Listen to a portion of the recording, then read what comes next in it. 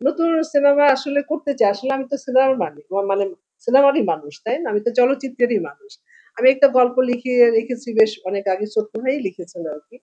তো ওটা মানে ওটা নিয়ে নাড়াচাড়া করছি, যে স্ক্রিপ্টটা রেডি আছে ওটাকে আবার রিফ রিফরমেশ করছি আরকি।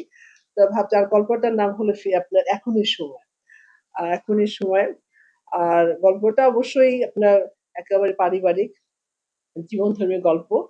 আ মেসেজটা হলো আপনার যৌতুকের উপরে। কারণ এখনো কিন্তু যৌতুক আমাদের দেশে কিন্তু শহরে আছে কিনা আমার জানা নাই। কিন্তু গ্রামে গঞ্জে মফস্বলে কিন্তু এখনো যৌতুক নিয়ে কিন্তু একটা পরিবার আপনার যে ধ্বংস হয়ে যায়, একটা মেয়ের জীবনটা যে নষ্ট হয়ে যায়, এই মেয়েটার জন্য কিন্তু তার মা-বাবাও কিন্তু মনে করেন অনেক বিপদগ্রস্ত হয় আরকি।